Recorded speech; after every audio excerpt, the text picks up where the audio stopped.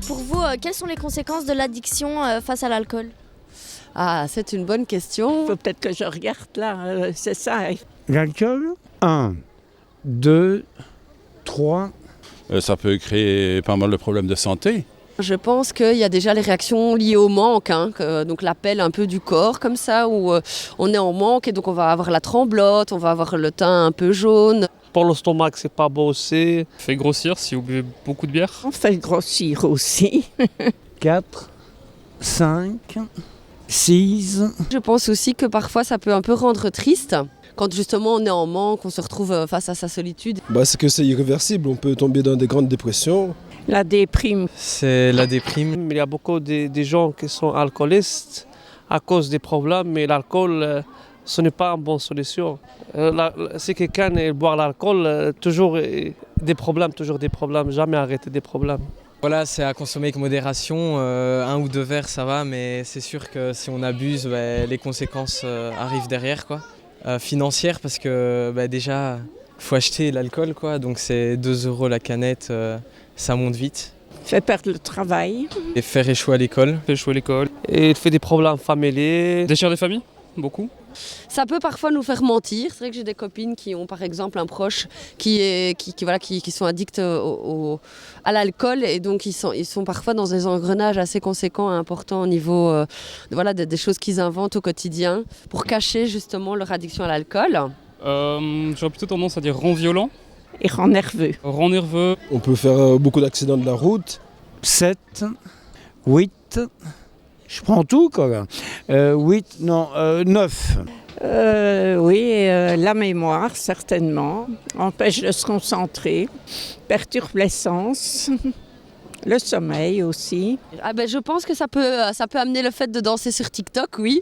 Mais bon voilà, ça je pense qu'il n'y a pas besoin d'être addict pour ça. Un petit coup d'alcool de trop. Allez, c'est fini. Pour vous, quelles sont les conséquences de l'addiction à la cigarette? Alors la cigarette, pour moi, c'est pire. C'est très mauvais pour la santé de fumer. Je fume. Je pense que ça fait jaunir les dents, les doigts parfois. Et on a mauvaise haleine, malheureusement.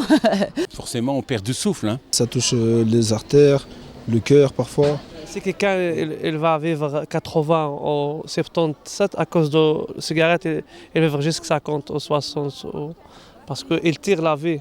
Il y a aussi une dépendance, j'ai l'impression, plus psychologique. La cigarette appelle la cigarette et peut vite empiéter sur les bons moments de notre vie. Par exemple, on est, un chouette barbecue et à un moment donné, on va penser à la cigarette et donc elle va envahir notre moment et on va devoir s'écarter du groupe pour pouvoir aller fumer notre cigarette.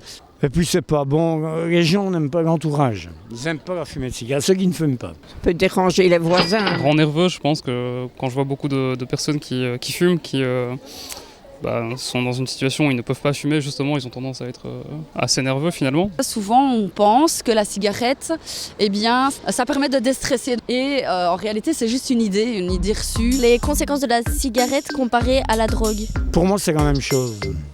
Parce que c'est une addiction. Mais en fait, la nicotine est une drogue, donc on peut comparer les deux. C'est comme la drogue. Et il y a des gens, ils mélangent la cigarette avec la drogue pour oublier les problèmes. Par exemple, quelqu'un a perdu son travail, après il fume la cigarette, après il fume la drogue. Non, elles sont inférieures. C'est personnel, la cigarette. La drogue, ça peut entraîner des perturbations pour la société. Ça dépend quelle drogue on parle, donc tout ce qui est cocaïne, etc., c'est sûr que c'est pire que la cigarette. Déjà, vu le prix, je connais pas les prix, j'ai jamais essayé, mais... Je pense que Jacques, ça dépend quelle drogue. Si on fume du cannabis, il y a certains effets similaires à la cigarette. Je pense que la différence, elle est plutôt sur le fait de parfois faire une blanchette ou un bad trip, ce genre de choses, qui peuvent vraiment être physiques. Maintenant, je pense que quand on prend d'autres drogues, que je ne connais vachement moins, du style, cocaïne ou même héroïne, ça je sais que c'est vraiment une drogue assez conséquente. Du coup, là, on est plutôt sur vraiment, au niveau social. Parfois, on s'éloigne un peu de sa famille, on perd un peu ses amis, si on n'a pas de lien avec eux autour du produit. Si on veut un petit coup de speed, là, on va faire un peu de sport et on se sent beaucoup mieux. Faire du vélo, ça c'est intéressant.